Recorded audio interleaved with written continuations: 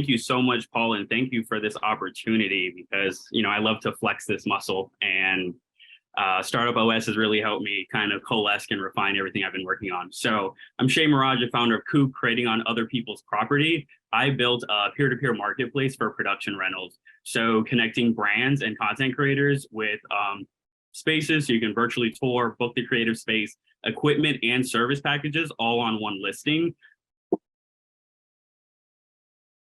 So a little bit to like why I even decided to do this and why I'm the guy for this job. I've been in the content creator economy since before they started legitimizing what the numbers actually look like. And I was seeing what the brand deals were like actually exchanging between the content creators and what they were charging them. And I was like, wow, they're spending tens of thousands on these brand deals.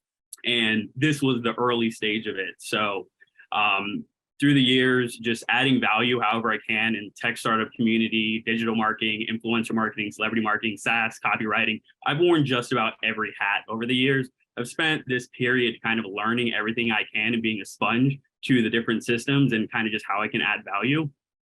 I started this idea in like 2018, Art Basel down in Miami. My friends and my content creator kind of community were all having trouble finding creative spaces. They weren't wanting to book to us. They were thinking you're going to bring a certain crowd. They were just running into all these pitfalls. And I was like, there's no platform for this. There's no Airbnb for this model. Like, how is this not a thing? Start doing the market research. And I was like, wow, the numbers are there. It's just a hard industry to break into because it's who you know into the creator economy. It's a very guarded like network base. So I realized, okay, I have the network. I have the know-how on building this. So let me start sourcing development, finding teams, went through a couple developers, were not successful. Then I met Jahid, who's on the screen right there, and I hired him to teach me how to develop this myself.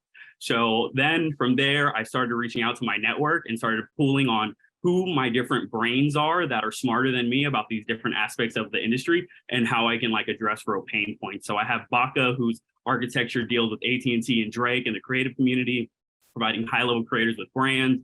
Jay Joseph, he was one of the first people I talked to in Art Basel. He's produced events for HBO, content producer for major publications. Karen Lisa Atkinson, she is a 20-plus year tech veteran, helped companies go public, helped companies to acquisition. And she's also my personal mentor in my spiritual practice as I manifest and intently and refine my focus as I build out COOPP.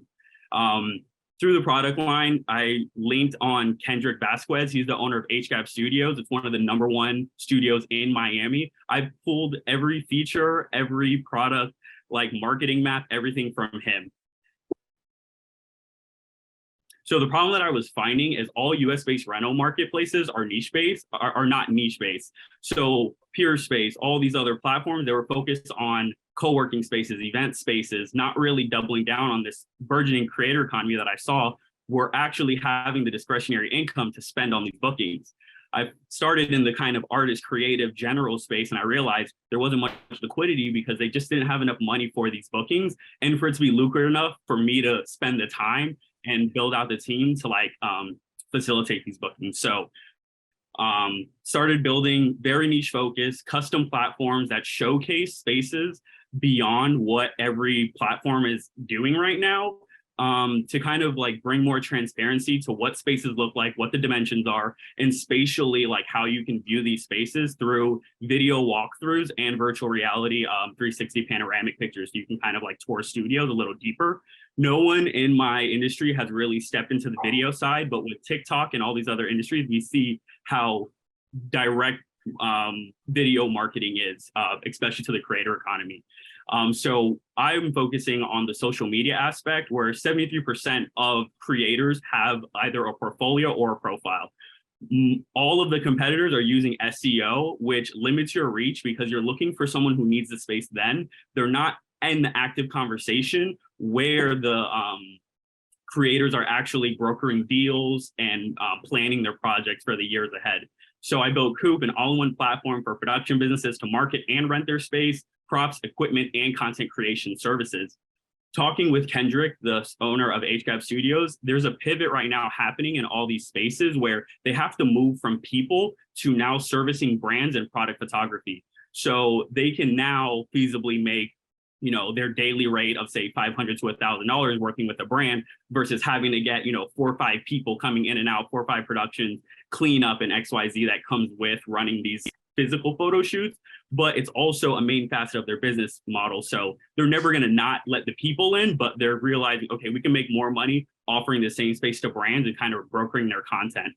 So how we add value is getting tens of thousands of eyes on COOPP listings via Pinterest, TikTok, and Instagram to garner like booking interest daily. I'm a studio investor myself, and I have a space in Jamaica, and I tested the space with COOPP with all the marketing with all the marketing research that I've coalesced to like build part.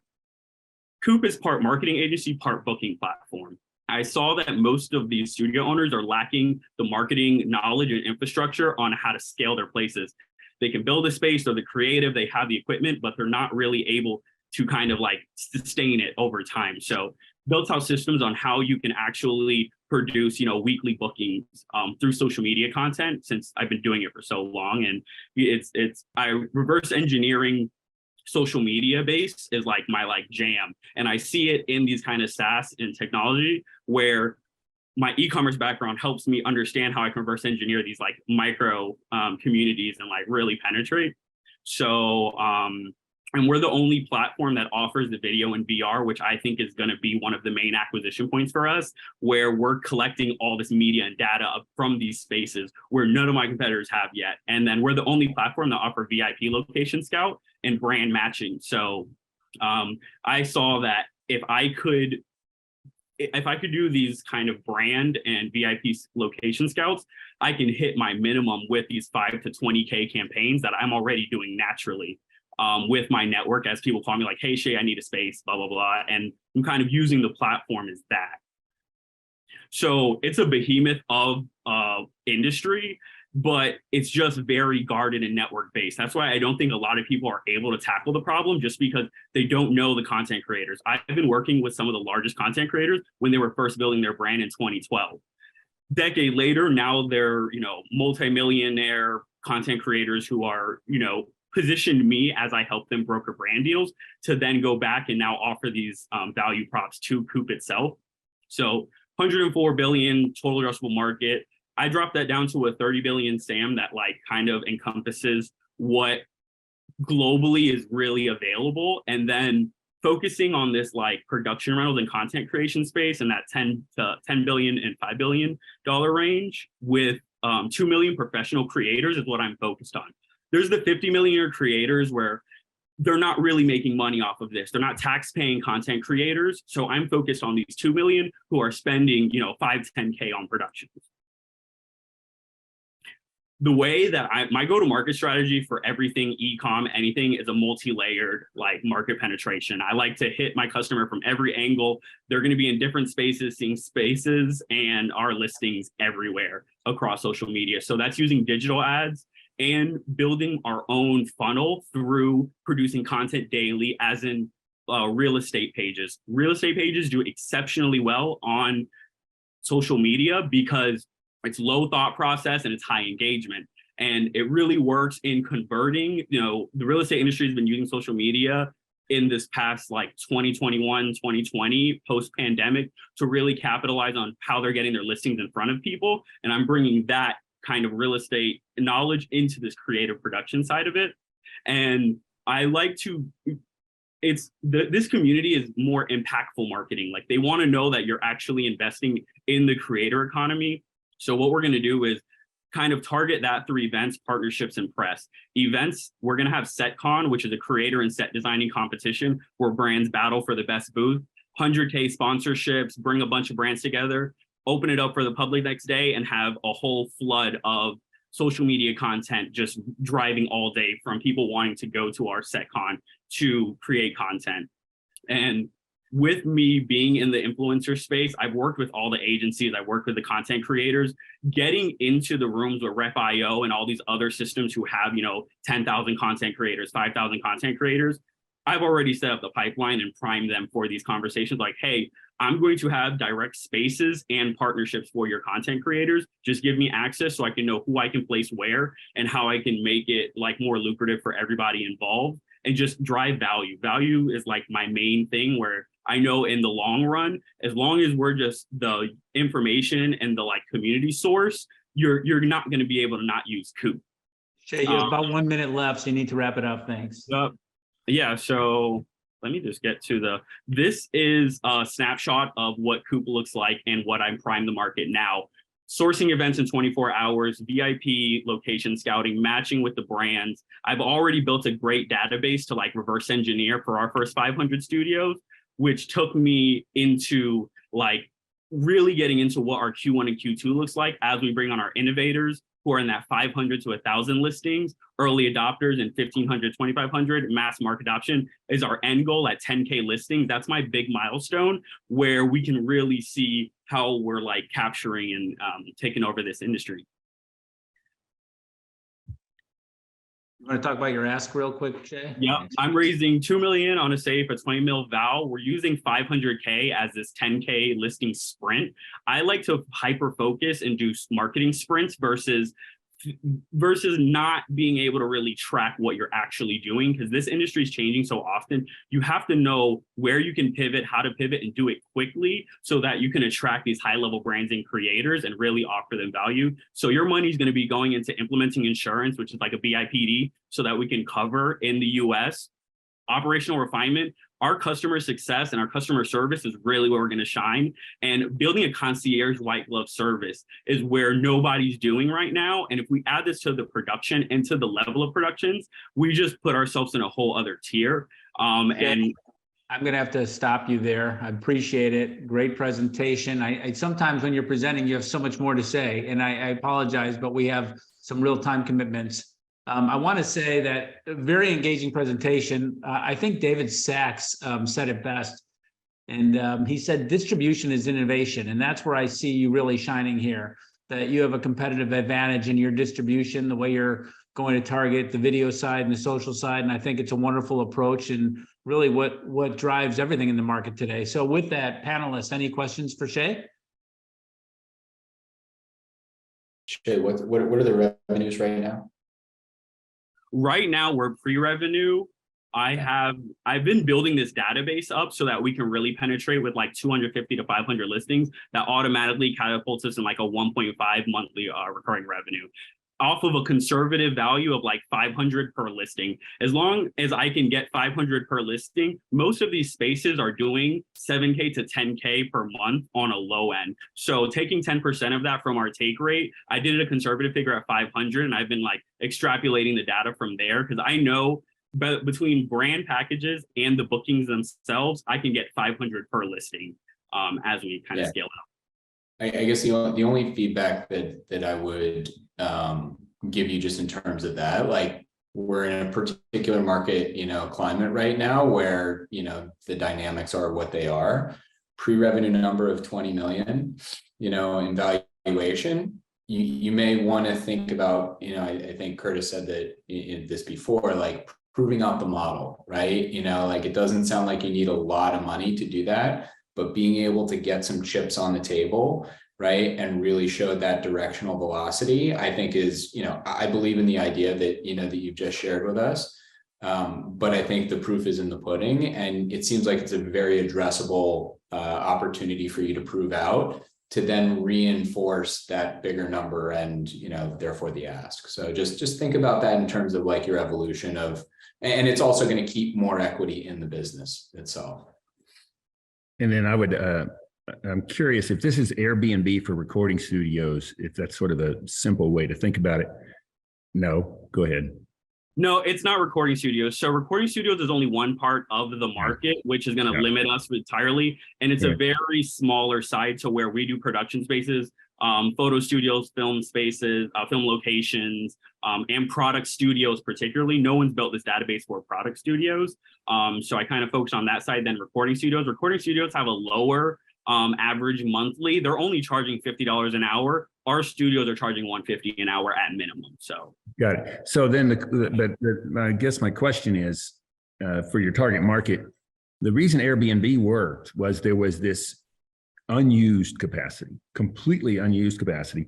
And so people that could monetize something that they otherwise were getting no value out of is very different than taking someone who's got capacity and maybe, so my question is, what is the amount of unused capacity that you're freeing up? Because if there's not a lot of that, then I think it becomes a much harder hill to climb.